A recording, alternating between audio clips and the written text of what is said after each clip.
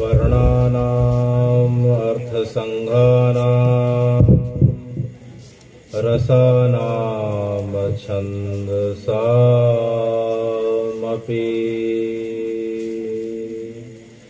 मङ्गलानां च कर्तारौ वन्दे वाणी विनायकौ मूकं करोति वाचालं पंगुलंघयते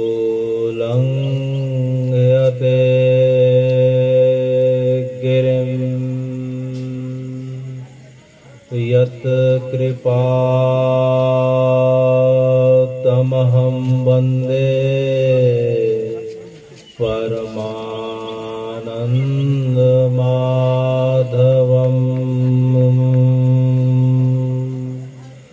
राम रामेति रामेति रमे रामे मनोरमे सहस्रनाम ततुल्यं श्रीराम नामं वरानने अतुलित बलधामं हेमशैलावदेहं दनुजवन कृशानां ज्ञानिनाम् अग्रगण्यं सकलगुणनिधानां वानराणामधीशं रघुपति प्रियभक्तं वातजातं नमामि। बंशी विभूषितकरा नवनीत डाबा पीताम्बरारुणबिं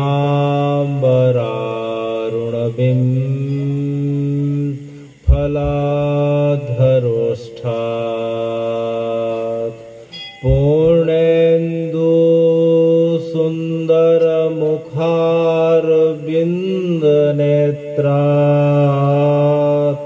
कृष्णापरं किमपि तत्त्वम् अहं न जाने कृष्णापरं किमपि तत्त्वम् अहं न जाने। सदाशिवसमारम्भाम्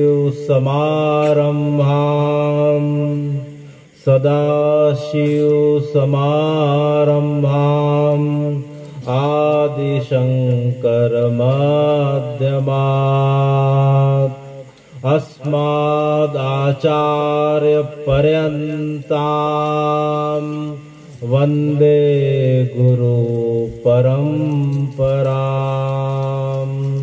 वन्दे गुरुपरम्परां।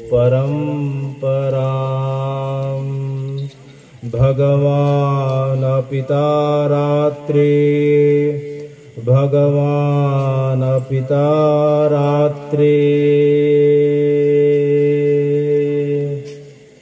भगवान् पिता रात्रि शरदेन्दु फूल मल्लिका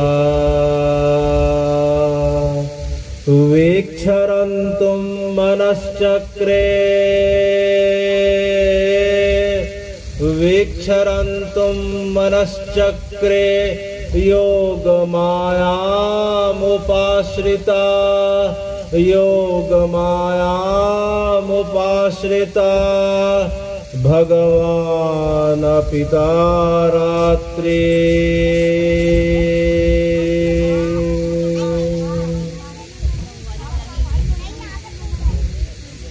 हे नाथ,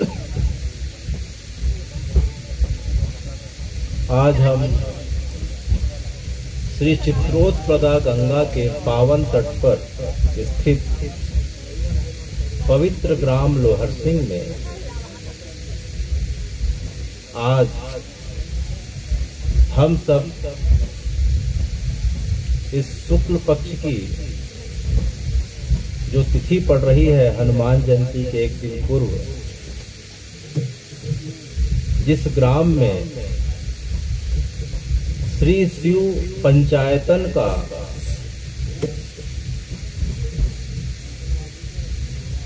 हे भगवान आपकी कृपा से महोत्सव चल रहा है, जो आसपास के क्षेत्र में लगभग देखने को प्रथम दृष्टि से यह जान पड़ता है कि हे शंकर जी, हे महादेव, आपकी जो पंचायत है जिसे हम श्री पंचायतन के नाम से जानते हैं, वह धमतरी जिले में ग्राम लोहरसिंह में आज जो है हम सबको जो है दृष्टिगत हो रही है। हम सब आज से दर्शन को आपके लिए जो है आपके द्वार हम सब के लिए आज से खुल पड़े हैं। तो हे भगवान, आप अपने गणों के साथ, आप अपने आदि शक्ति के साथ इस पवित्र ग्राम लोहरसिंह में जो है पधार के हम सबको अनुग्रहित कर रहे हैं। इसके लिए आपके चरणों में कोटि कोटि प्रणाम करते हुए मैं सब ग्रामवासियों को, आयोजक समिति को और विप्र परिषद के समस्त विप्रों को जो मेरे परम आदरणीय हैं, और मेरे सभी शुभचिंतकों को मैं आज हृदय से आभार व्यक्त करते हुए आज की कथा में प्रवेश कर रहा हूँ। तो हे भगवान, यह शिव पंचायतन क्या है? यह शिव पंचायतन क्या है? तो श्री शंकर जी में, श्री महादेव में और ये श्री शिव पंचायतन में जिसमें हम जो हैं भगवान के विभिन्न स्वरूपों का इस प्रकार से देख रहे हैं, क्या इसमें कुछ अंतर दिखाई पड़ता है क्या?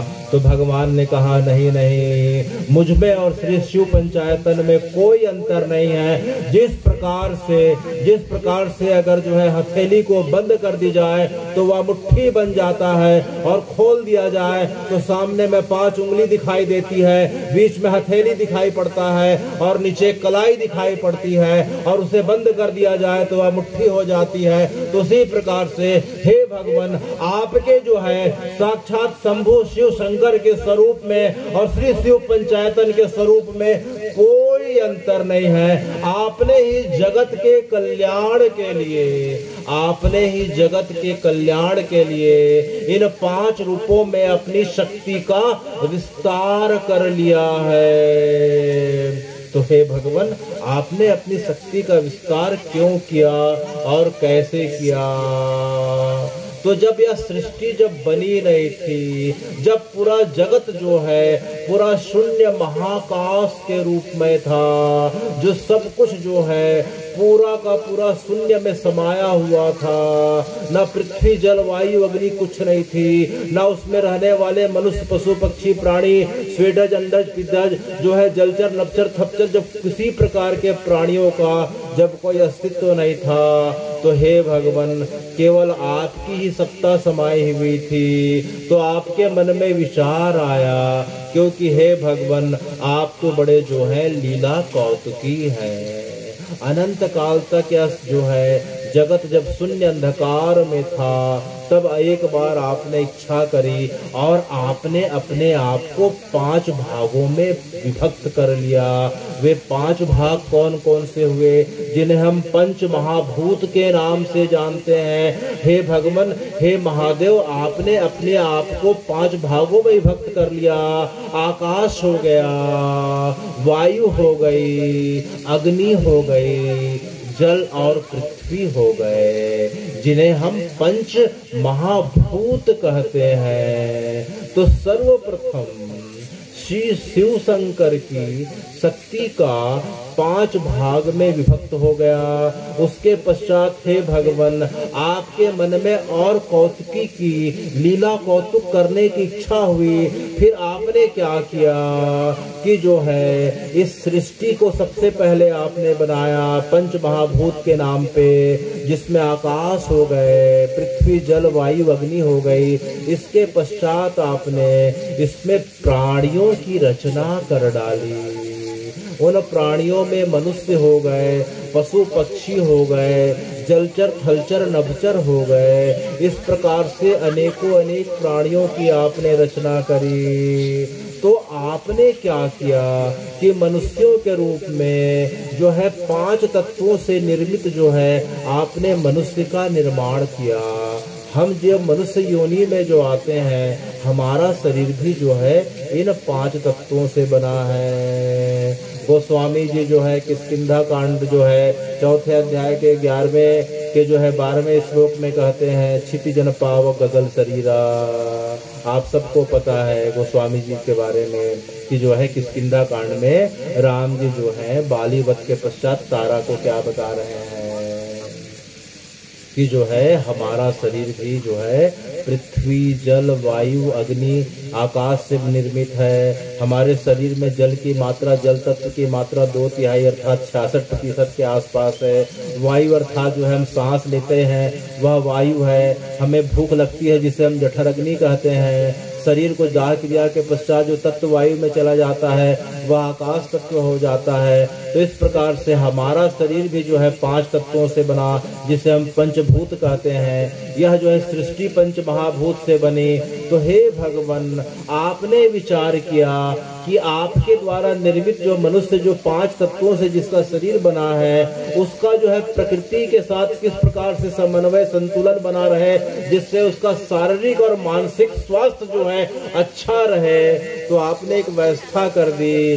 क्या व्यवस्था कर दी कि आपने जो है इस संतुलन को बनाए रखने के लिए अपने आप को 5 भागों में विभक्त कर दिया। तो हे शिव शंकर आपके 5 भाग कौन से हो गए? जो जल तत्व था वह श्री गणेश जी के रूप में जो है प्रकट हो गया। जो अग्नि तत्व है वह गौरी पार्वती महादेवी जगदम्बा के रूप में प्रकट हो गई। जो वायु तत्व है वह श्री हरि विष्णु जी के रूप में जो है प्रकट हो गया। आकाश तत्व जो है आदित्य भास्कर जो है उसके रूप में सूर्य के रूप में प्रकट हो गया। और आप स्वयं जो है पृथ्वी तत्व के रूप में प्रकट हो गए। तो जो है ये पंचदेव है, ये कोई दूसरे कोई नहीं, ये महादेव के द्वारा स्वयं अपने आप को मनुष्य का प्रकृति के साथ किस प्रकार से संतुलन बना रहे। क्योंकि हमें पता है कि हमारे शरीर में जल तत्व की कमी हो जाती है। जैसे अभी गर्मी का समय आने वाला है, जैसे जल तत्व की कमी होगी, हैजा होता है, पतले दस्त होते हैं जिसे कालरा भी बोलते हैं, हैजा भी बोलते हैं। जल तत्व की कमी से कितने लोगों को अस्पताल में भर्ती होना पड़ता है। उसी प्रकार से शरीर में एक एक तत्व का इतना विशेष महत्व है कि एक तत्व भी आगे पीछे बिगड़ जाए तो शरीर का इस प्रकार से स्वास्थ्य खराब हो जाता है, मन की स्थिति बिगड़ जाती है। जब व्यक्ति के शरीर और मन की स्थिति ही ठीक नहीं रहेगी तो उसका मन हे भगवान आप में कैसे लगेगा। तो आपने क्या व्यवस्था कर दी कि आप जो है श्री गणेश के रूप में, गौरी के रूप में, श्री हरि के रूप में और सूर्य देवता के रूप में अपने आप को विभक्त कर लेते हैं, जिससे प्रकृति के साथ पुरुष का एक समन्वय बना रहे। और दूसरे अर्थों में अगर हम देखें हैं भगवान, तो जो है हम कोई भी कार्य अगर करना चाहें तो हम चाहते हैं कि कार्य में बाधा ना आए। तो सबसे पहले हम जो है विघ्न विनायक विघ्नहर्ता श्री गणेश जी की पूजा करते हैं। तो आप साक्षात खड़े हैं। उसके पश्चात हम चाहते हैं कि हमारे और हमारे परिवार का, बच्चों का, सबका आरोग्य और स्वास्थ्य अच्छा बना रहे। तो उसके लिए हमारी परंपरा है कि रोज जो है उगते सूरज को अर्घ जल देने की, तो जिससे के माध्यम से सूर्य देवता हमें जो है आरोग्य प्रदान करें। इसके पश्चात जो है प्रत्येक घर की सनातन की यह परंपरा है कि हमें जो है शक्ति मिले, भक्ति की शक्ति मिले, नाम की शक्ति मिले, बल की शक्ति मिले। तो हे भगवान, उसके लिए जो है आपकी जो है गौरी का जो रूप है, जगदम्बा का रूप है, उसकी जो है पूजा की जाती है। जो अभी नवरात्रि के माध्यम से हम सबने जो है उनकी आराधना करके शक्ति को प्राप्त किया। जब शक्ति मिल जाती है तो हे भगवान, हमारे मन में इच्छा होती है कि जिसके कारण से सब कुछ मिला, अब उसकी भक्ति मिले।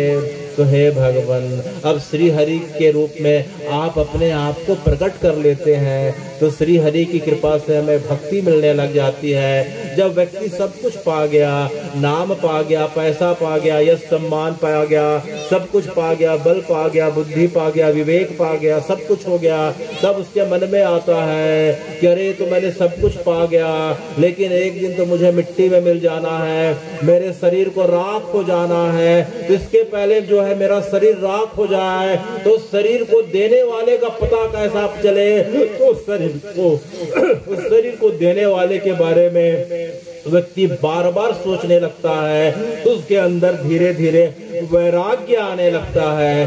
तो हे भगवान, आप जो है वैराग्य के देवता के रूप में, अर्थात जो है श्री शिव शंकर के रूप में हम सबके बीच प्रकट हो जाते हैं। तो यही जो है श्री शिव पंचायतन है और दूसरा कुछ नहीं।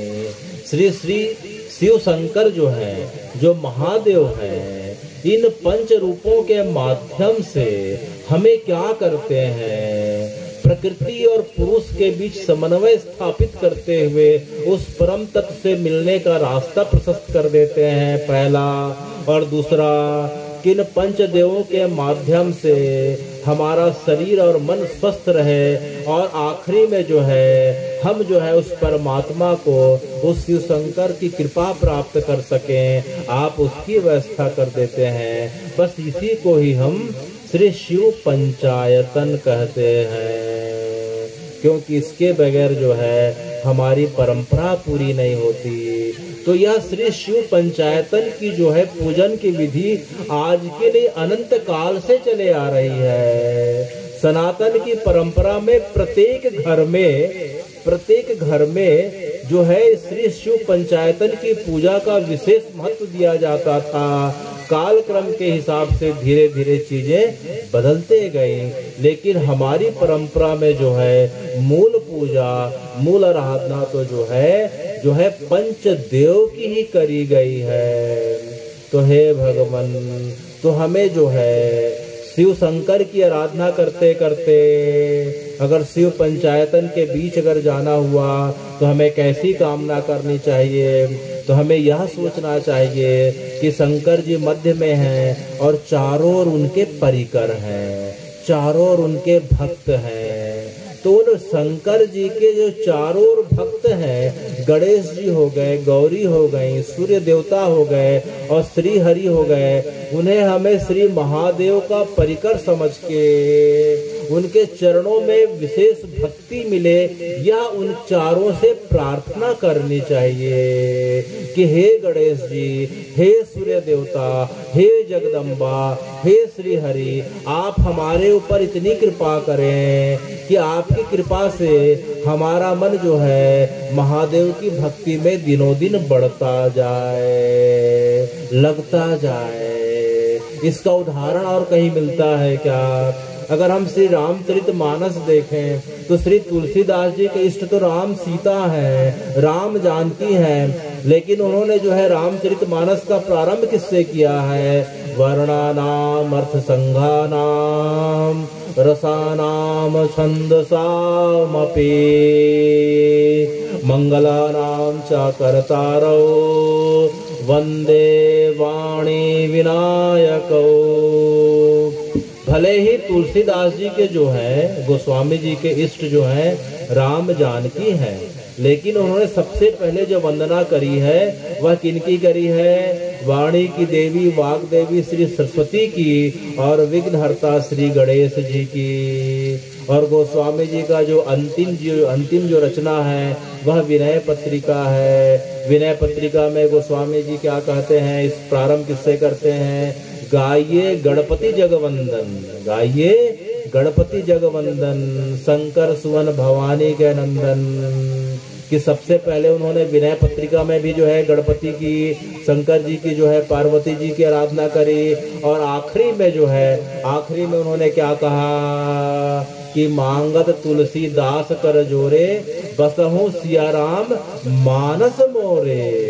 कि जो है मैं आप सब से, हे शिव जी, मैं आपके चारों जो है परिकरों से मैं यह हाथ जोड़ के प्रार्थना करता हूँ कि आप चारों मेरे ऊपर इतनी कृपा करें कि मेरा मन जो है, मेरा हृदय जो है राम जी में बसे, और मेरे हृदय में जो है सिया राम जो है वास करने लग जाए।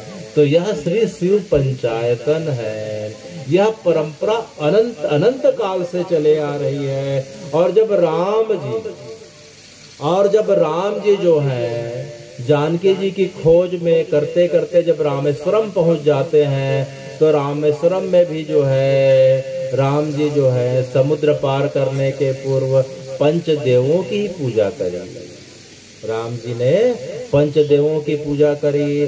सबसे पहले अगर जो रामेश्वरम गए होंगे तो जाके देखेंगे कि रामेश्वरम मंदिर में जाके देखें तो जो है सबसे पहले राम जी ने गौरी गणेश की स्थापना करी और नवग्रह मंडल की स्थापना करके उनसे आशीर्वाद मांगा। पहला वहां भी गणपति आ गए।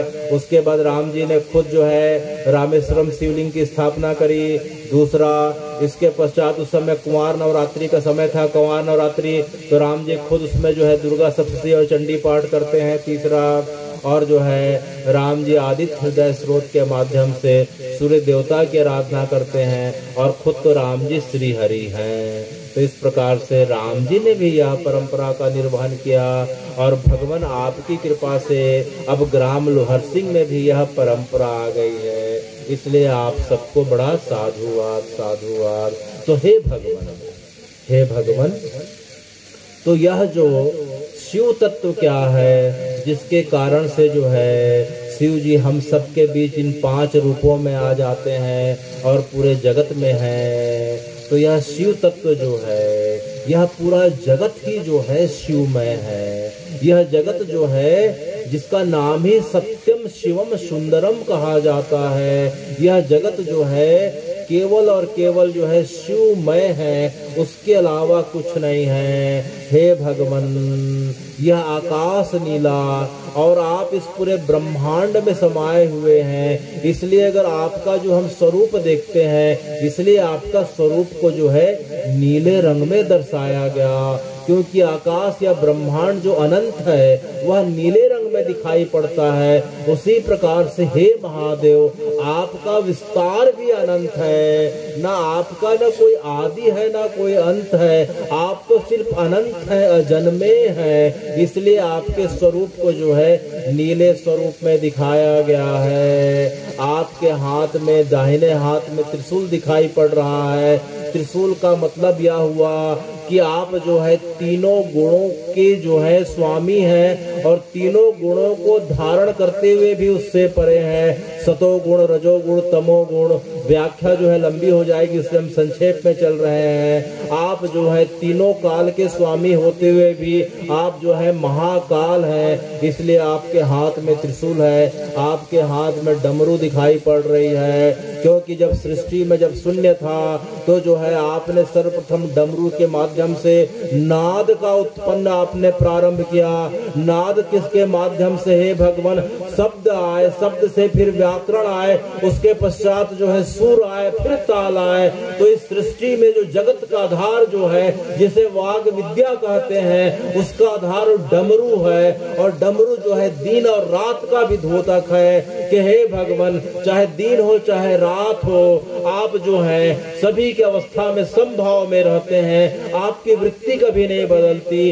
आप एक प्रकार से गृहस्थ भी हैं और एक तरफ से संसार के सबसे बड़े बैरागी कहलाते हैं। इसलिए आप जो है अपने हाथ में डमरू धारण करते हैं। आपके सिर में जो है चंद्रमा माथे पे शोभायमान हो रहा है, क्योंकि जो है चंद्रमा मन का जो है स्वामी है और मन बड़ा चंचल है। मना ही चंचला कृष्णा प्रमाथे बलभद्रम तस्मात् निग्रह मन्ने वायोरिषा दुष्कृता।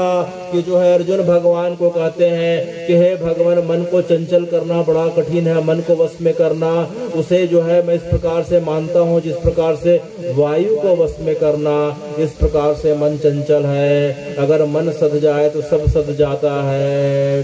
तो हे भगवान, जिसके कारण से मन के चंचलता के कारण पूरी दुनिया भ्रमित हो गई है, आप उसे स्वयं धारण करते हैं। तो जो है मन का स्वामी जो है चंद्रमा है, और चंद्रमा खुद आपके आश्रय को पाने के लिए भटकते रहता है। और उस चंद्रमा को, जीर्ण शीर्ण चंद्रमा को, जो अपने ससुर जो है दक्ष प्रजापति के श्राप के कारण रोगी हो गया था, उसे आप जो है अपने जो है माथे पे मुकुटमणि पे स्थान दे के रखे हैं। इसलिए जिसका मन बड़ा चंचल हो, जिसका मन संसार में भटक रहा हो, जिसके मन में आधी व्याधि आके उसे उत्पात मचा रहे हो, तो आपके नाम का, आपके पवित्र नाम का, आपकी कथा का और आपके इस पवित्र प्रांगण में स्थित जो है 5 स्वरूपों का दर्शन करना चाहिए। निश्चित रूप से उसके मन को शांति मिलेगी और उसको आपकी भक्ति मिलेगी।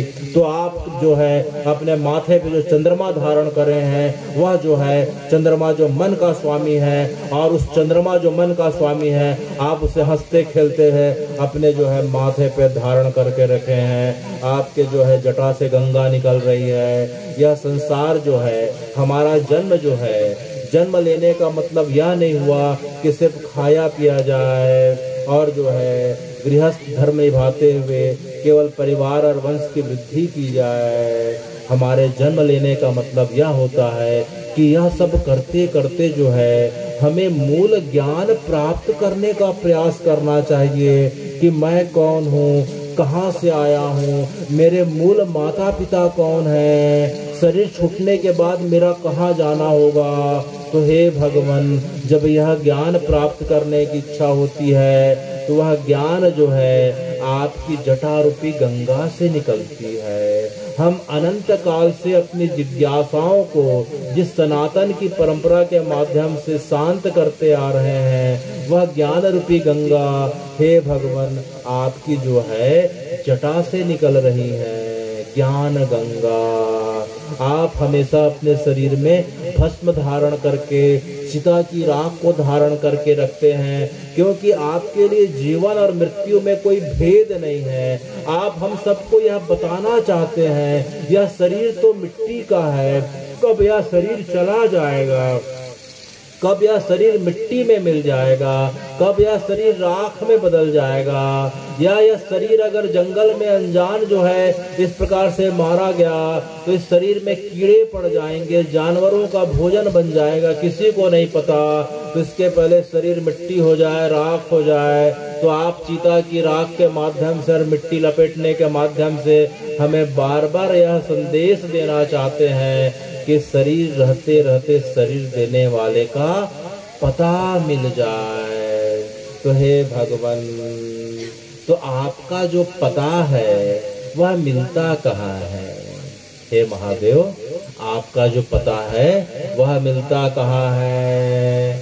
तो शास्त्र कहते हैं आपका जो पता मिलता है, जैसे श्री राम जी का पता मिलता है श्री रामचरितमानस में, श्री कृष्ण का पता मिलता है श्रीमद् भागवत महापुराण में, और हे महादेव आपका पता मिलता है श्री शिव महापुराण में। तो यह श्री शिव महापुराण स्वयं आपने लिखा है, और आपने शिव तत्व की सर्वप्रथम दीक्षा जो है आपने श्री जी अर्थात पार्वती जी को दी है। किसे दी है? श्री पार्वती जी को। इसलिए जो है आपकी पहली शिष्या जो हुई है वह श्री जी अर्थात पार्वती जी हुई है। फिर पार्वती जी से यह शिव तत्व जो है पार्वती जी ने ब्रह्मा जी को दिया, ब्रह्मा जी ने सनक आदि ऋषियों को दिया, उन्होंने नारद जी को दिया, नारद जी ने इसके पश्चात जो है वशिष्ठ जी को दिया, वशिष्ठ ने अपने पुत्र शक्तिमान को दिया, उन्होंने अपने पुत्र पाराशर को दिया, पाराशर ने अपने पुत्र वेद व्यास को दिया, वेद व्यास जी ने अपने पुत्र सुखदेव को दिया, सुखदेव ने उसके पश्चात जो है यह ज्ञान जो है परीक्षित के साथ में जो है उस समय जो है सुखताल में बैठे हुए 88,000 ऋषि थे। सुखदेव की उस प्रकार की परंपरा में सूत बैठे थे, सुखदेव से सूत ने ग्रहण किया और सूत जो है अब जो है नैमिषारण्य में अब हम सबको बता रहे हैं। और सूत से उतरते उतरते श्री शंकराचार्य जी के माध्यम से आज से 28 वर्ष पूर्व आई और उनके माध्यम से यह परंपरा चलते चलते ग्राम लोहर सिंह तक आ गई। तो हे भगवान, यह श्री शिव पुराण क्या है? तो श्री शिव महापुराण में आप जो है नैमिषारण्य लखनऊ से 80 किलोमीटर दूरी नाम की एक जगह है, उस जगह पे जो है आज से 5,500 वर्ष पूर्व जो है 88,000 ऋषियों के साथ जो है मध्य में जो है सूत जी महाराज बैठे हैं और उनके सामने सौनक और बाकी जो है 88,000 ऋषि मुनि बैठे हैं। और अब जो है सौनक जी अब सब जो है सब ऋषियों की तरफ से, हम सब की तरफ से और जगतवासियों की तरफ से, पृथ्वीवासियों की तरफ से अब उनसे जो प्रश्न पूछ रहे हैं। श्री शिव महापुराण पहला श्लोक। हे सूत महाभागा, हे सूत महाभागा, सर्व सिद्धांत वित्त प्रभो, आख्याहि में कथा सारम, पुराणानाम च विशेषता। अर्थात जो है सूत जी से सौनक आदि सब ऋषि बोलते हैं कि हे सूत महाभागा, हे सूत जी आप बड़े महाभाग्यवान हैं। क्यों? क्योंकि आपने जो है श्री सुखदेव महाराज की कृपा के कारण आपने शुकताल में वह परम रहस्यमय कथा का आस्वादन कर लिया है, जिसके कारण आप जो है शिव तत्व को और परम तत्व को जानने में सक्षम हो गए हैं। इसलिए हे सूत जी महाराज, कृपया करके उसका सार हमें संक्षेप में कृपया करके हमें बताएं। हे सूत महाभागा, सर्व सिद्धांत विद प्रभो, आख्याहि में कथा सारम, पुराणानां च विशेषता। सदाचार सद्भक्ति विवेको वर्धते कथम, स्वाविकार निराश्य सज्जनै क्रियते कथम। दूसरे श्लोक में जो है सौनक आदि ऋषि बोलते हैं कि आप जो है हे सूत जी हमें कृपया करके कोई ऐसा उपाय बताइए जिससे जो है हम सबका जो है संसार में रहने वाले सभी प्राणियों का जो है सदाचार और सद्विवेक बढ़े। क्या बढ़े? सदाचार, सद्भक्ति और सद्विवेक की वृद्धि हो। आप कोई ऐसा करके उपाय बताइए। सदाचार सद्भक्ति विवेको वर्धते कथम, स्विकार निराश्य सज्जनै क्रियते कथम। और जो है कभी कभी हमेशा सत्संग करने के पश्चात, हमेशा नाम स्मरण करने के पश्चात भी अगर व्यक्तियों के अंदर जो है अगर विकार अगर आ भी जाए तो हे सूत जी उसके निवारण का उपाय क्या है उसे भी हमें बताएं। क्योंकि अब कलयुग का प्रारंभ हो चुका है। जब से भगवान ने अर्थात कृष्ण के रूप में जब श्री हरि आए थे और जब उनका शरीर छूटा था तो हे भगवान उनके शरीर छूटते ही कलयुग का प्रारंभ हो गया था और आज कलयुग को लगभग 5125 वर्ष बीत चुके हैं। तो जो है सूत जी से सौनक आदि ऋषि पूछते हैं कि अब कलयुग का प्रारंभ हो चुका है, सभी जीव अब कली काल के प्रभाव में आ चुके हैं और सबके मन में विकार आते जाते रहते हैं, तो उन विकारों को दूर करने का उपाय बताइए। वह कैसे? जीवान असुरताम प्राया प्राप्ते घोरे कला विहार, तस्या संशोधने किमहि विद्यते परमायनम। कि लगभग सभी जीव चाहे मनुष्य सभी मनुष्य, चाहे स्त्री हो, चाहे पुरुष हो, चाहे बालक हो, चाहे वृद्ध हो, लगभग सभी जो हैं काल के प्रभाव में आ जाने के कारण विकार ग्रस्त हो चले हैं। जीवान प्राप्ता प्राया घोरे कला विहा, लगभग जो है सभी जो है कली काल के प्रभाव में आके विकारग्रस्त हो रहे हैं। तस्या संशोधने किन्हीं विद्यते परमायनम, तो विकार आ गया कोई बात नहीं, लेकिन हे सूत जी महाराज आप कृपया करके बताइए इन विकारों को दूर करने का उपाय क्या है, आप तो हमें उपाय बताएं। और उपाय तो उपाय, और सौनक जी यहाँ कितना अच्छा हम सबके लिए प्रश्न पूछ रहे हैं। एन केन साधने नासु शुद्धात्मा भवेत, शिव प्राप्ति भवेता सदा निर्मल चेतसा। कि हे सूत जी महाराज ऐसा कुछ उपाय बताइए कि जिस उपाय को करने मात्र से व्यक्ति का हृदय पवित्र हो जाए और उसके पवित्र हृदय में साक्षात जो है महादेव आके निवास करने लग जाए अपनी आदि शक्ति अम्बा जगदम्बा पार्वती के साथ। तो जो है यह जो है इस श्लोक के माध्यम से सूत जी से सौनक आदि सभी ऋषियों ने जो प्रश्न किया वह मूलतः हम सबका प्रश्न है कि सबके मन में विकार आ रहे हैं, सबका मन बड़ा शांत है, सब कुछ मिलने के बाद व्यक्ति बड़ा दुखी है, तो आखिर क्या किया जाए कि मन शांत हो जाए, मन में विवेक आ जाए, भक्ति बढ़ जाए और शंकर जी की कृपा हो जाए। तो यह सुन के जो है सूत जी महाराज अत्यंत प्रसन्न हो जाते हैं और फिर कहते हैं कि सब लोग ध्यान से सुने। सूत जी सौनक आदि ऋषियों को कहते हैं, यह बात जो है नैमिषारण्य नाम की जगह पे हो रही, लखनऊ के पास में है। सर्व सिद्धांत निष्पन्न भक्ति आदि विवर्धना स्यूतोस्करम दिव्यम शृणु वत्स रसायनम काल व्याल महात्रास विध्वंस कर उत्तमम शैव पुराण परमम शिवेनुक्तम पुरा मुने। किया मैं तुम्हें जिस पुराण की कथा बताने वाला हूँ तुम सबको, इस पुराण का नाम जो है श्री शिव महापुराण है। और इस शिव महापुराण जो है सबसे पहले शिवेन उक्तम पुरा मुने कि जो है इस शिव महापुराण के बारे में सबसे पहले जो है स्वयं महादेव ने ही अपने श्री मुख से हम सबको बताया था। यह अत्यंत प्राचीन है और शंकर जी ने ही, महादेव ने ही कृपा करके हम सबके लिए और जगत के कल्याण के लिए हम सबको बताया है।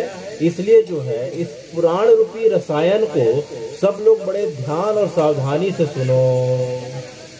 तो जो है यह शिव पुराण जो है कोई साधारण जो है कोई ग्रंथ नहीं है, इसे जो है सूत जी महाराज रसायन के रूप में संज्ञा दे रहे हैं। रसायन अर्थात ऐसा पदार्थ जिसके सेवन करने मात्र से हमारे शरीर के आदि व्याधि रोग संताप सब दूर हो जाते हैं। जो संजीवनी बूटी संजीवनी रसायन, उसी प्रकार से संसार की जो तीनों व्याधि हैं, आधि दैविक आधि भौतिक आध्यात्मिक जो तीनों व्याधि हैं, उनको दूर करने का जो उपाय है, जिस उपाय को श्री शिव महापुराण के नाम से जाना जाता है, उसे जो है हम यहाँ रसायन के रूप से परिभाषित कर रहे हैं कि इसके श्रवण मात्र से, पठन मात्र से, मनन मात्र से हे भगवान आप सभी प्रकार के कष्टों का निवारण कर देते हैं। काल व्याल महात्रास विध्वंस करोत्तमम। काल, हे भगवान जो काल अर्थात जो मृत्यु है, आप मृत्यु को तो देखते देखते एक क्षण में विध्वंस कर देते हैं, क्योंकि आप तो कालों के काल महाकाल हैं। तो जब मृत्यु आपके सामने जो हाथ जोड़ के खड़े रहती है, तो बाकी कष्टों के बारे में क्या बात करना, क्योंकि व्यक्ति डरता है तो सबसे ज्यादा किससे डरता है? मृत्यु से डरता है। तो आप जो है स्वयं महाकाल हैं। तो जिसकी रक्षा के लिए स्वयं महाकाल खड़े हो तो उसका काल क्या बिगाड़ पाएगा। इसलिए श्रवण करें और नाम जाप करें तो उस महाकाल का, उस ओम नमः शिवाय, उस पंचाक्षरी या जो है उस महामंत्र का, तो जो है फिर जो है सूत जी महाराज से बाकी ऋषि पूछते हैं कि इसको व्यक्ति कब सुनने को पाता है। हे भगवान, कि व्यक्ति जो है शिव महापुराण की कथा सुनने को या शंकर जी का नाम लेने को या फिर श्री शिव पंचायतन का दर्शन करने को कब पाता है। तो सूत जी महाराज हंसते हंसते बोलते हैं ऐसे नहीं हो सकता। जब व्यक्ति के अनेकों अनेक जन्म के जो है प्रारब्ध मिट जाते हैं और जब उसका हृदय बड़ा निर्मल और पवित्र हो जाता है, तब वह जो है शिव पुराण की कथा सुनने का, श्रवण करने का, भगवान के श्री शिव पंचायतन मंदिर में उनके विग्रहों का दर्शन करने का, तब उसे लाभ मिल पाता है। वह कैसे? जन्मांतर भवेत पुण्यम। भगवान यहाँ कहते हैं जन्मांतर भवेत पुण्यमस्य सुधीमता तस्य प्रीतिर्भवे तस्य महाभाग्यवतो मुने। कि जब उसके अनेक जन्म जन्मांतर के पुण्यों का उदय हो जाता है और उसके प्रारब्ध जब कट जाते हैं तो उसे जो है शिव महापुराण की कथा सुनने का और महादेव के पवित्र नाम के स्मरण करने का और सामने स्थित जो है श्री शिव पंचायतन का दर्शन करने का लाभ मिलता है।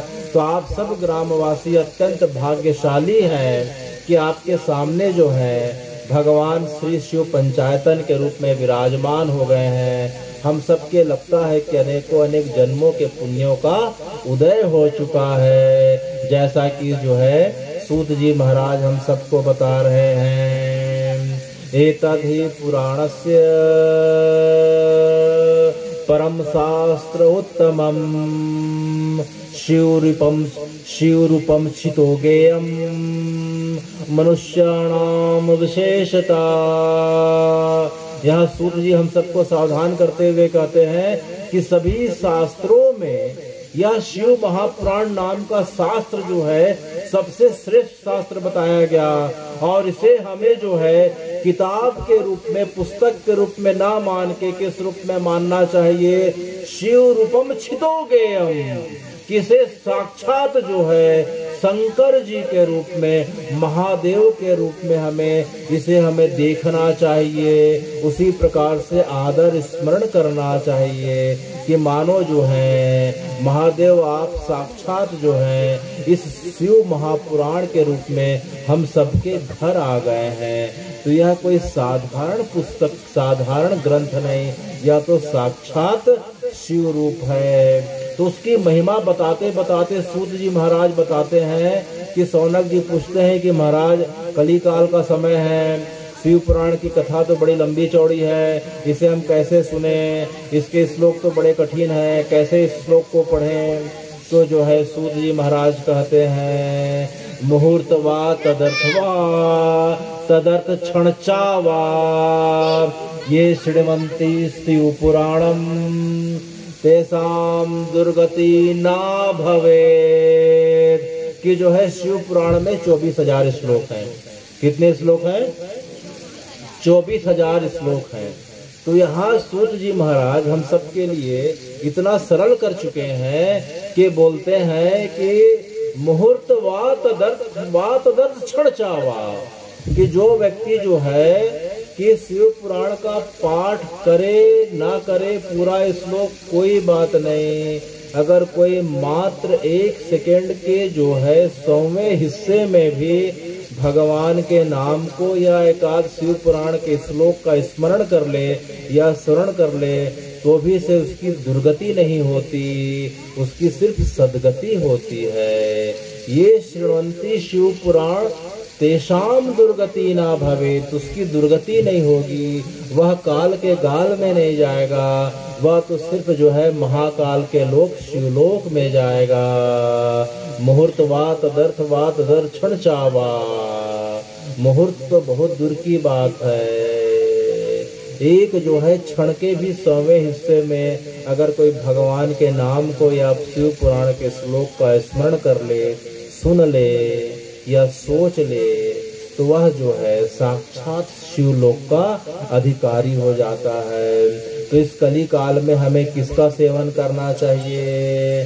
तो सूत जी महाराज कहते हैं सदा सेव्या सदा सेव्या सदा सेव्या विशेषता एतस्य ही पुराणस्य कथा परम पावनी एतस्य पुराणस्य कथा श्रवण मात्रते किं ब्रवामि फलम तेषां हृदयं शिवसम आश्रयेत्।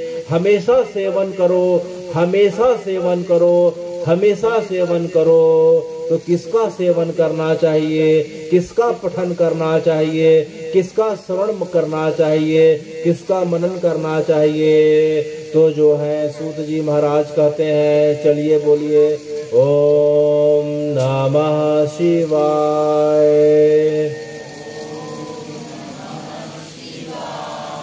ओम नमः शिवाय। ओम नमः शिवाय। सदा सेव्या सदा सेव्या सदा सेव्या विशेषता एतस्य हि पुराणस्य कथा परम पावनी एतस्य हि कथा श्रवण मात्रे सदाशिव समाश्रये। तो जो है हमेशा हर काल में, हर परिस्थिति में कुछ भी हो जाए, हमें जो है भगवान के नाम का या फिर कथा का जो है निरंतर स्मरण करते रहना चाहिए, चिंतन करना चाहिए, वार्ता करती रहनी चाहिए। तो उसका फल क्या होगा? तो उसका फल यह होगा कि तस्याम हृदय शिव समाश्रय। तो कथा सुनने का फल यह होगा, आप सबने, हम सबने ओम नमः शिवाय के पवित्र पंचाक्षरी जो मंत्र का जो है विस्मरण किया, उसका फल क्या होगा कि जो है शंकर जी हमारे हृदय में, चित्त में समाश्रित हमारे हृदय में विराजमान हो जाएंगे। तो अच्छा है, बताइए सब चाहते हैं ना कि शंकर जी सबके हृदय में आए? चाहते हैं कि नहीं है? तो फिर उसका उपाय क्या है? ओम नमः शिवाय। वाह, ओम नमः शिवाय। ओम नमः शिवाय। तो हे भगवान, यह ओम जो है ओम नमः शिवाय मंत्र क्या है, और इस मंत्र का सबसे पहले प्रभाव किसने देखा था और इसे किसने बताया था? तो जो ओम नमः शिवाय, तो ओम तो जो है विश्लेषण के रूप में जो है ये वैदिक मंत्र के आगे ओम जुड़ जाता है। मूल मंत्र या आदि मंत्र है नमः शिवाय। क्या है? नमः शिवाय। इसे हम पंचाक्षरी मंत्र भी कहते हैं क्योंकि इसमें 5 अक्षर है, ना मा दो शिवाया। तो इसे हम पंचाक्षरी मंत्र कहते हैं। तो हे भगवान, यह पंचाक्षरी मंत्र सर्वप्रथम किसने प्राप्त किया और उस प्राप्ति का फल क्या हुआ? तो जब सती के रूप में, जब शिव जी की प्रथम भार्या जब सती ने किसी कारण से अपने पिता के यज्ञशाला में अपने प्राणों का उत्सर्ग कर दिया था हरिद्वार के आगे कनखल में, तो उन्होंने जो है शंकर जी से यह कामना करी थी कि अगला भी मेरा जन्म हो तो मैं आपकी चरणों की भार्या के रूप में मुझे स्वीकार करें। तो वही सती जो है दोबारा अब जो है हिमवान, जो हिमालय क्षेत्र के जो राजा हुआ करते थे, उनका नाम हिमाचल हिमवान हुआ करता था, और उनकी पत्नी मेनका और उनके घर में जो है जो पुत्री आई वह उनका नाम क्या था? पार्वती। क्या नाम था? पार्वती। हिमवान और मेनका की पुत्री श्री पार्वती जी तो बचपन से ही पूर्व जन्म के प्रभाव के कारण जो है उनके मन में महादेव को पाने की जो है लालसा थी।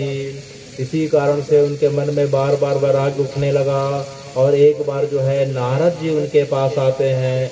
नारद जी से उन्होंने जो है शंकर जी के बारे में सुना तो उनके मन में और वैराग्य उठा।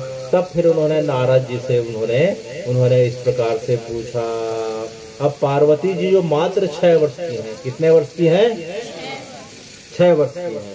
अब पार्वती जी ने अब नारद जी से किस प्रकार से पूछा, हे भगवान, इस प्रकार से पूछा, तुम सर्वज्ञ जगताम उपकार कर प्रभो, रुद्रस आराधनार्थाय मंत्रम ही देहि महामुने।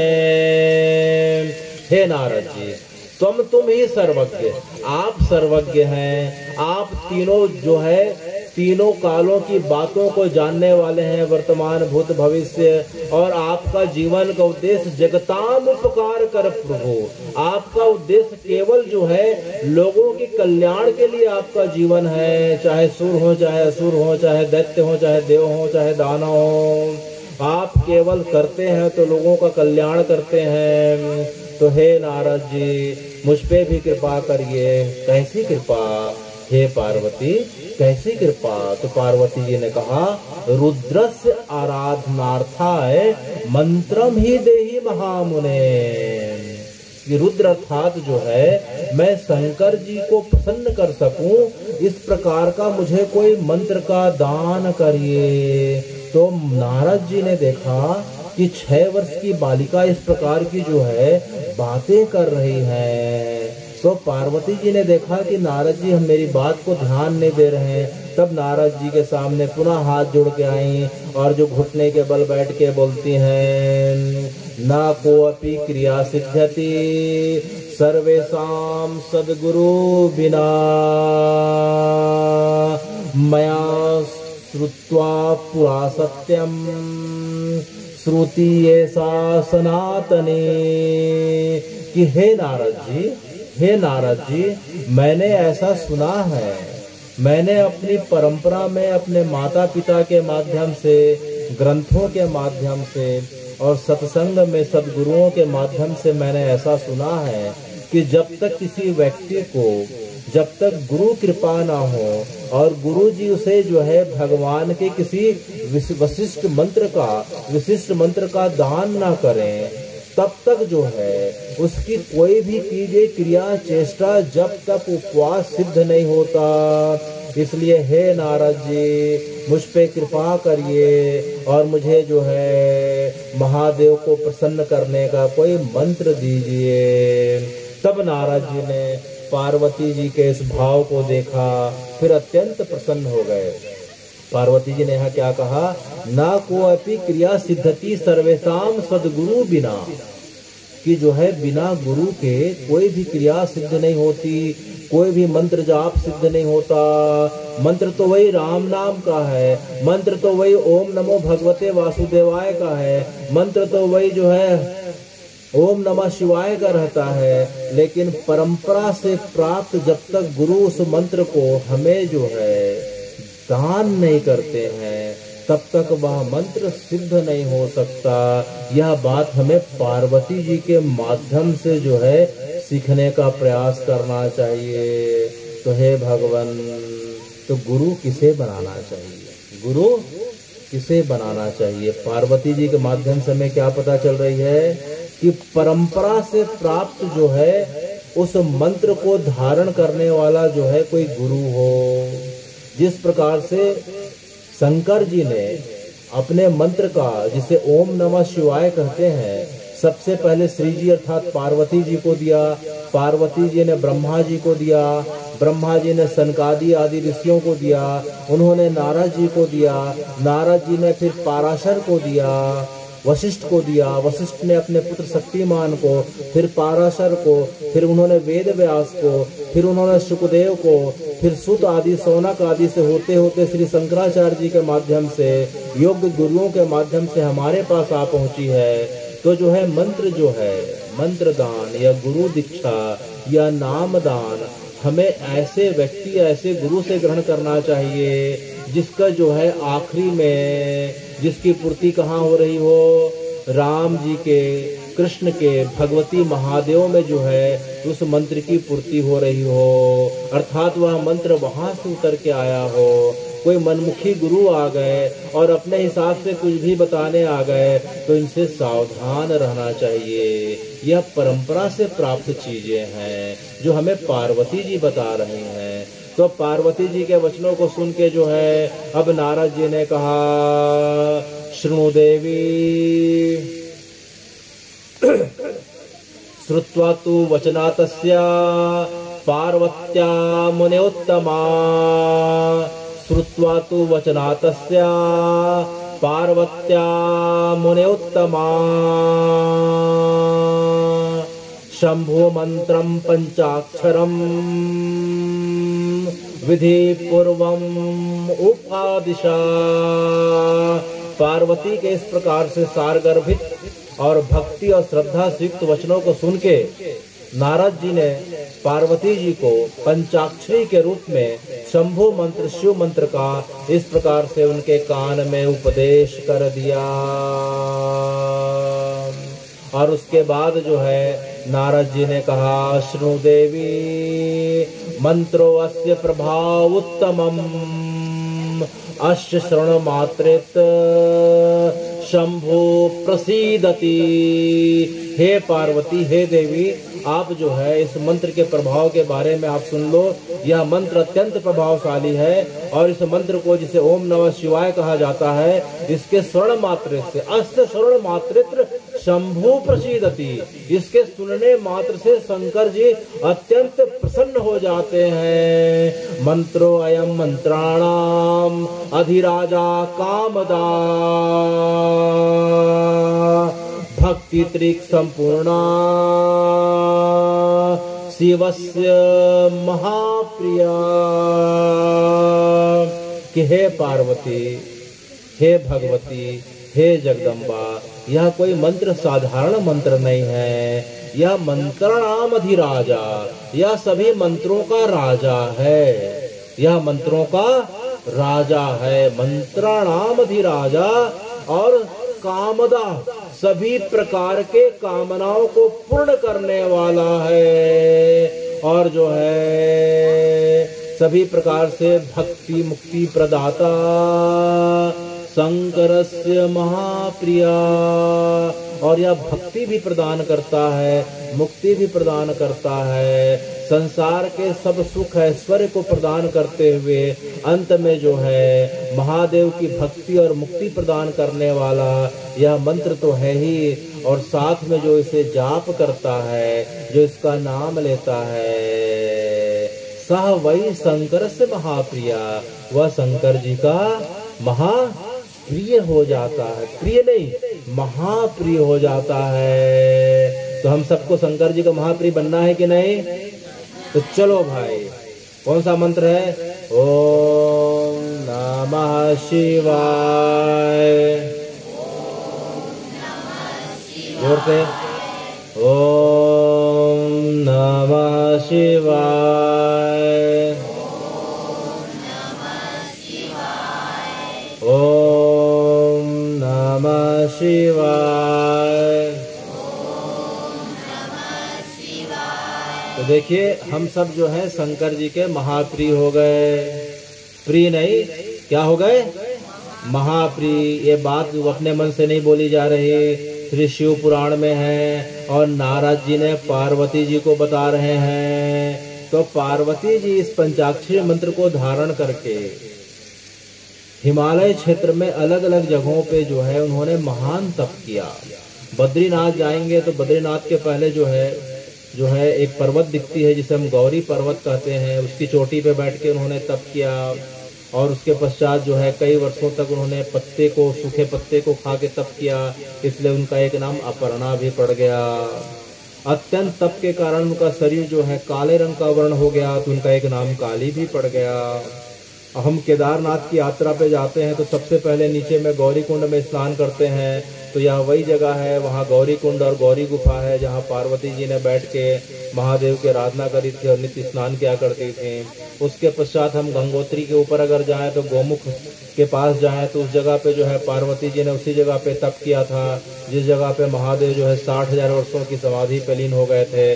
तो हिमालय में अनेकों अनेक जगहों पे जो है पार्वती जी ने तपस्या करी और अंत में इसी नाम का, इसी मंत्र का, नमः शिवाय मंत्र का प्रभाव यह हुआ कि महादेव उन्हें प्रकट होके उन्हें आखिरी में जो है अपनी भार्या अर्धांगिनी के रूप में स्वीकार कर लेते हैं।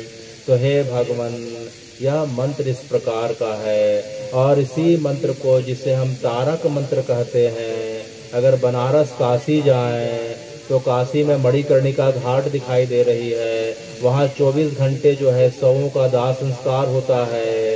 पूरे विश्व में पृथ्वी में मात्र एकमात्र जगह मणिकर्णिका घाट ऐसी घाट है, ऐसी जगह है जहाँ दिन हो चाहे रात हो, आंधी हो चाहे तूफान हो चाहे ओले गिर रहे हो, 24 घंटे शवों का संस्कार होता है। उस जगह को हम मणिकर्णिका घाट कहते हैं क्योंकि इसी जगह पे जो है महादेव ने सती के जो है शरीर के जो है दाह संस्कार की क्रिया करी थी। तो मणिकर्णिका घाट में आज भी जो है यह मान्यता है कि जिसके शरीर का दाह संस्कार किया जाता है उसे शंकर जी के दूत जो हैं कान में तारक मंत्र का इस प्रकार से लाभ प्रदान करते हैं और वह व्यक्ति जो है सीधे शिवलोक को गमन कर जाता है। तो शिव जी तारक मंत्र के रूप में हमेशा राम राम जप रहे हैं और राम जी जो है हमेशा जो है ओम नमः शिवाय जप रहे हैं। तो हे शंकर जी, आपकी व्यापकता क्या क्या है, आपकी व्यापकता कहाँ कहाँ तक है। तो अगर हम पूरब से पश्चिम देखें और उत्तर से दक्षिण देखें तो केवल चारों तरफ जो है जगत में केवल शिव तत्व के अलावा कुछ दिखाई नहीं पड़ रहा। पूरब में अगर हम देखें तो कैलाश से लेके पश्चिम में जो है पाकिस्तान में एक जगह है, उस जगह में जो है मुल्तान के पास एक जगह है जिसे हम कटास राज का मंदिर कहते हैं। किसका मंदिर? कटास राज। कटास राज जो है पाकिस्तान में जो है मुल्तान के पास एक जगह है, वहाँ शंकर जी का मंदिर, उसे कटास राज कहते हैं। इसी जगह पे शंकर पार्वती जी का जो है युगल दर्शन हो रहा है। वहाँ जो है शंकर जी सती के वियोग में जब पूरे विश्व में भ्रमण कर रहे थे तो उनके आंख से अश्रुओं की कुछ बूंदें गिरी थी, तो एक सरोवर का निर्माण हुआ और उसी जगह पे जो मंदिर है उसे हम जो है श्री कटास राज का मंदिर कहते हैं। अगर हम उधर देखें तो जो है भगवान आप कैलाश के रूप में कैलाश मानसरोवर में विद्यमान होकर जो धरती का जो है धुरी कहलाता है, वहाँ जो है पृथ्वी तत्व के रूप में पूरे पृथ्वी को आप नियंत्रित कर रहे हैं। उत्तर में हम देखें तो कश्मीर दिखाई पड़ रहा। कश्मीर का जो है सतयुग के समय जो नाम था वह सतीसर था। क्या था? सतीसर था, क्योंकि जब शंकर जी की जो पहली भार्या जब सती के रूप में थी तो हिमालय क्षेत्र में आप भ्रमण किया करते थे, तो उस क्षेत्र में जो है कश्मीर के क्षेत्र में जो है सबसे ज्यादा झीलें हुआ करती थी और शंकर जी सती के साथ उस जगह पे नौका विहार करते थे। सर अर्थात जो है सरोवर हो गया, झील तालाब हो गया, तो सती के साथ शंकर जी जो है इस कश्मीर के क्षेत्र में नौका विहार किया करते थे, इसलिए पुराना नाम इनका जो है आदि नाम सतीसर है कश्मीर का। उसके पश्चात कश्यप ऋषि ने जो है उस जगह को आने वाले समय में विकसित किया, तो किसी समय में जो है उसका नाम जो है कश्यपपुरा हुआ। फिर बाद में कश्यप से धीरे धीरे जो है भ्रंश होते होते वह जो है कश्मीर हुआ।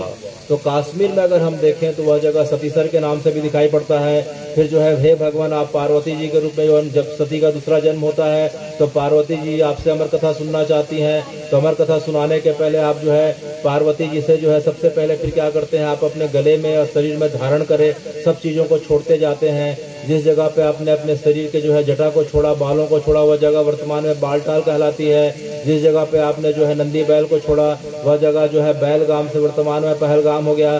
जिस जगह से पार्वती जी जो है गौरी आगे चलते हुए गई, वह जगह गुलमर्ग से अब जो है पहले गौरी मार्ग था, वर्तमान में उसे जो है हम गुलमर्ग कहते हैं। जिस जगह पे आपने जो है अपने जो है शरीर से वासुकी नाग को हटाया, वह जगह जो वर्तमान में शेषनाग नाम की झील कहलाती है।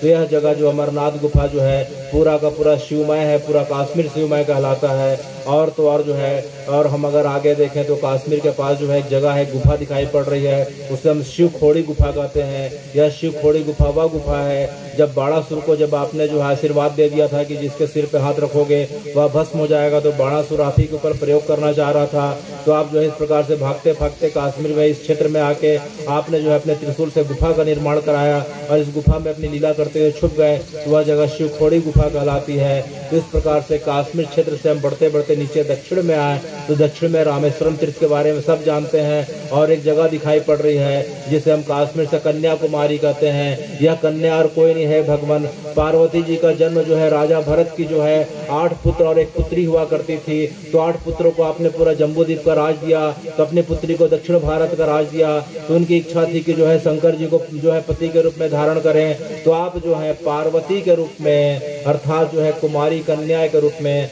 आप शंकर जी के प्राप्ति के लिए इस जगह पे तपस्या रत हुआ करती थी। तो यह जगह तब से लेके आज तक जो है कन्याकुमारी के नाम से जाना जाता है। 12 ज्योतिर्लिंगों के बारे में तो सबको पता है। तो हे भगवान, इस प्रकार से यह शिव तत्व पूरे जगत में विद्यमान है। तो क्या हमारे छत्तीसगढ़ में भी शिव तत्व की उपस्थिति है?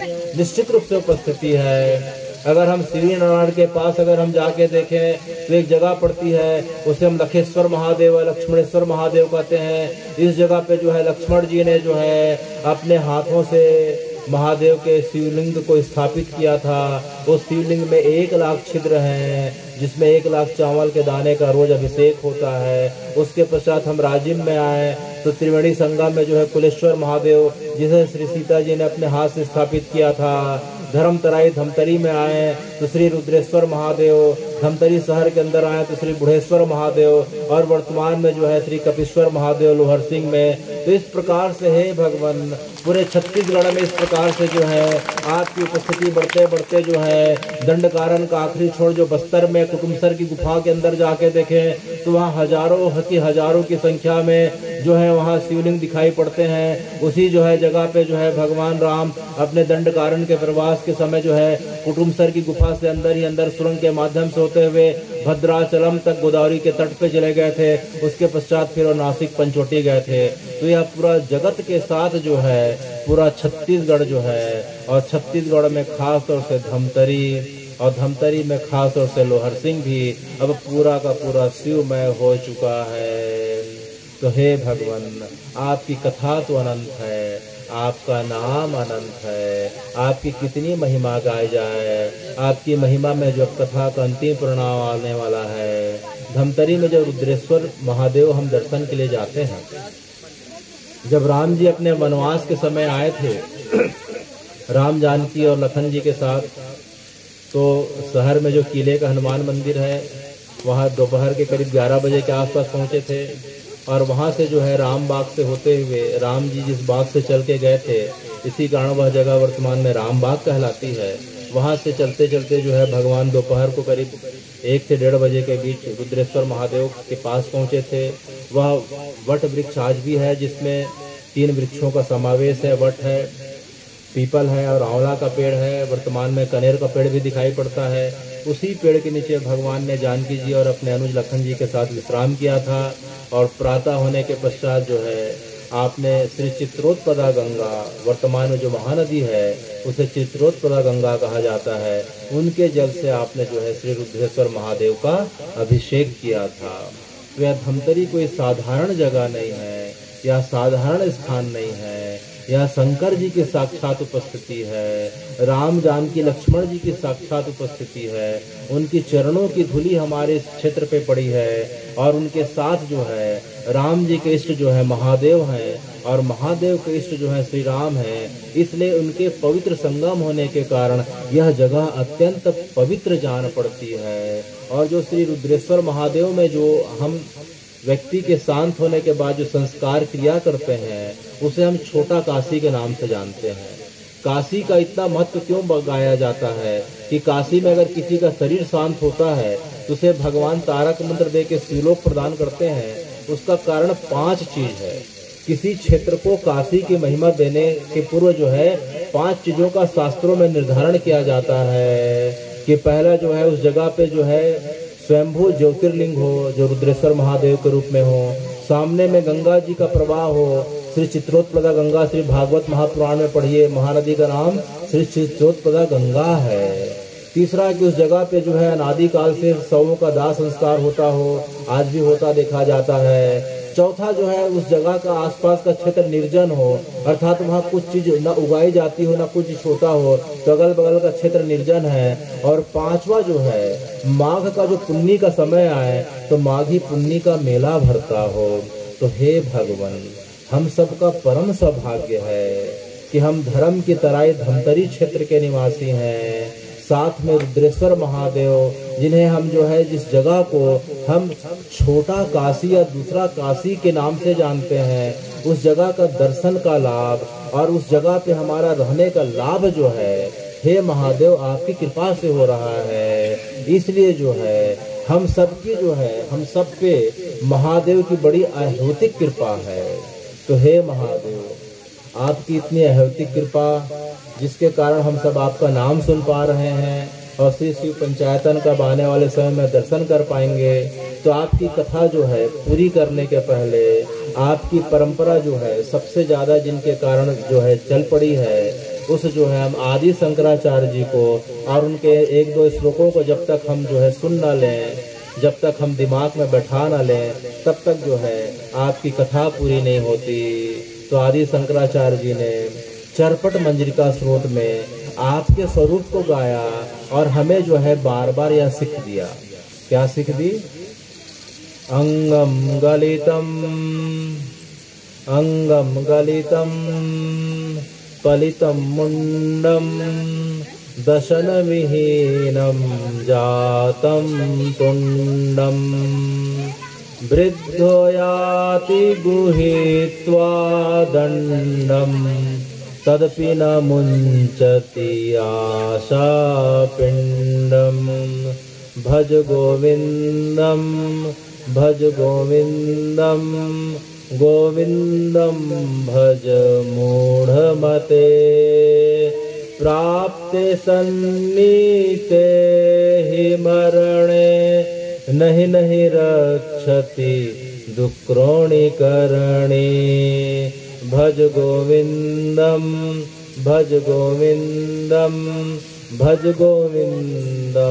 मूढ़मते। अर्थात देखते देखते हमारा शरीर जो है अब गलने लग रहा है, देखते देखते बाल सफेद होने लग रहे हैं, आंखों की रोशनी कम हो रही है, दांत अब धीरे धीरे जो है अब गिरने लग रहे हैं, कमर अब झुक गई। देखते देखते शरीर के अंग और उसकी क्रियाएं शिथिल पड़ रही हैं और एक दिन यह शरीर जो है मिट जाने वाला है। तो हे मूढ़मती, उस शरीर को देने वाले उस महादेव को कब स्मरण करेगा, कब स्मरण करेगा?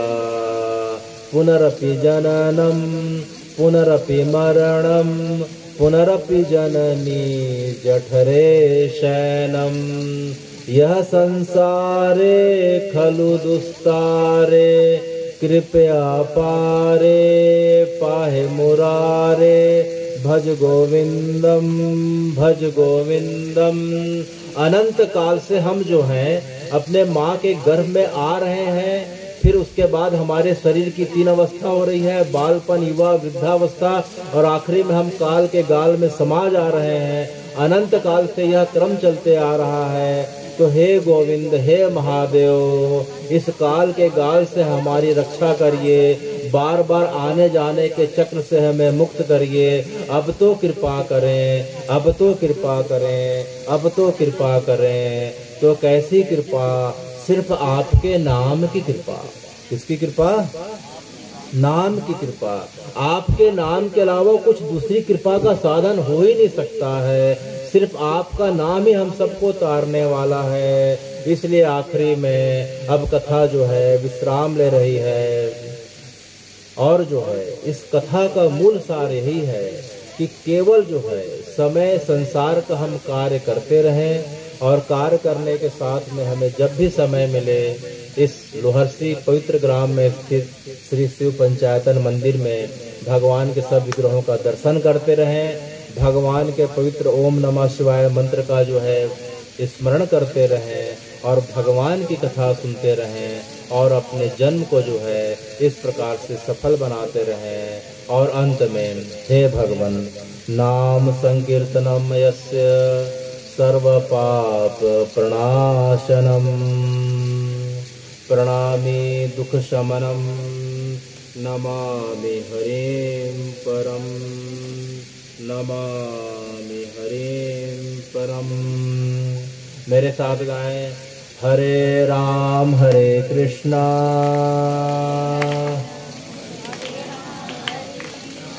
कृष्णा कृष्णा हरे हरे हरे राम हरे कृष्णा कृष्णा कृष्णा हरे हरे हरे कृष्णा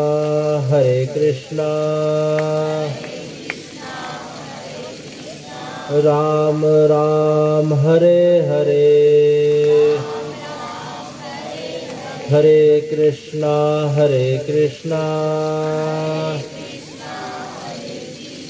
राम राम हरे हरे। अंत में आप सभी ग्रामवासियों का हृदय से साधुवाद। और इस ग्राम के और इस मंदिर के संरक्षक श्री देव सिंह साहू, श्री देवनारायण गजेंद्र जी, श्री संतराम साहू, श्री अतुल